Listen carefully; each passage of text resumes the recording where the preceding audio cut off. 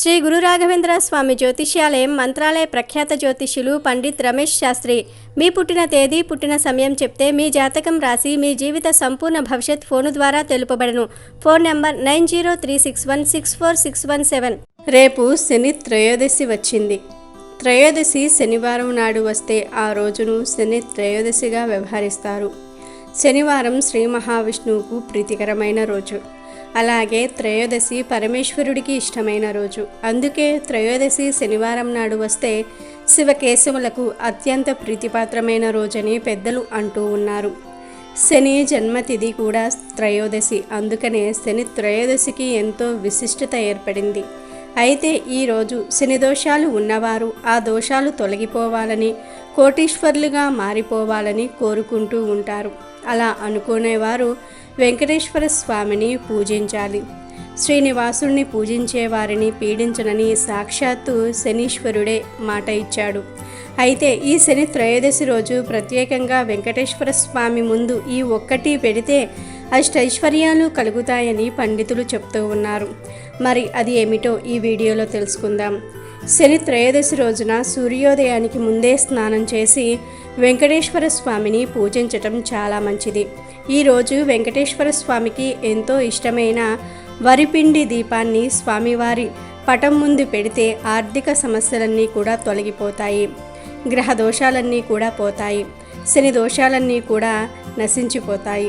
అంతేకాదు ఈ వరిపిండి దీపం అంటే లక్ష్మీదేవికి కూడా చాలా ఇష్టం కాబట్టి శని త్రయోదశి రోజు పూజా మందిరంలో చక్కగా వెంకటేశ్వర స్వామి వారి ఫోటోని ఏర్పాటు చేసుకొని గంధం కుంకుమలతో బొట్లు పెట్టి ఎర్రటి మందార పూలతో పసుపు రంగు చామంతి పూలతో అలంకరణ చేసి దీపారాధన చేయాలి.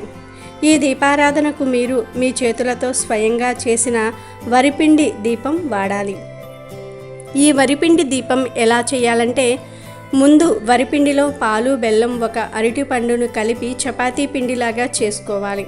ఆ పిండితో ప్రమిదను తయారు చేసుకోవాలి. ఈ పిండి ప్రమిదను స్వామివారి ఫోటో ముందు అంటే వెంకటేశ్వర స్వామి ముందు పెట్టి దానిలో స్వచ్ఛమైన ఆవు నెయ్యిని పోసి 3 ఒత్తులు వేసి దీపం వెలిగించండి. శని త్రయోదశి రోజు ఈ విధంగా దీపారాధన చేస్తే చాలా మంచిది. లక్ష్మీదేవికి కూడా ఈ వరిపిండి దీపం అంటే చాలా ఇష్టం. ఇలా శని త్రయోదశి రోజు ఎవరైతే వెంకటేశ్వర స్వామి ముందు పిండి దీపం పెడతారో వారికి ఉన్న ఆర్థిక సమస్యలన్నీ కూడా తొలగిపోయి అష్టైశ్వర్యాలు సిద్ధిస్తాయి. జాతకంలోని దోషాలు తొలగిపోతాయి, ముఖ్యంగా శని దోషాలు పోతాయి. అలాగే వెంకటేశ్వర స్వామి వారికి ఎంతో ఇష్టమైన తులసి మాలను లేదా తులసి ఆకులను కూడా ఈరోజు వెంకటేశ్వర స్వామి వారికి సమర్పించండి, చాలా మంచిది. అలాగే ఈ శని త్రయోదశి రోజు వెంకటేశ్వర స్వామి వారిని పూజించిన తర్వాత మీ ఇంటి దగ్గరకు కాకులు వచ్చినా లేదా ఇతర పక్షులు వచ్చినా వాటికి బియ్యమో అన్నమో ఏదో ఒకటి ఆహారంగా సమర్పించండి. ఇలా చేస్తే శని ప్రసన్నమవుతాడు. కుదిరిన వారు నువ్వుల నూనెతో శనికి అభిషేకం చేయండి. ఖచ్చితంగా వెంకటేశ్వర స్వామిని పూజించి పిండి దీపం పెట్టండి.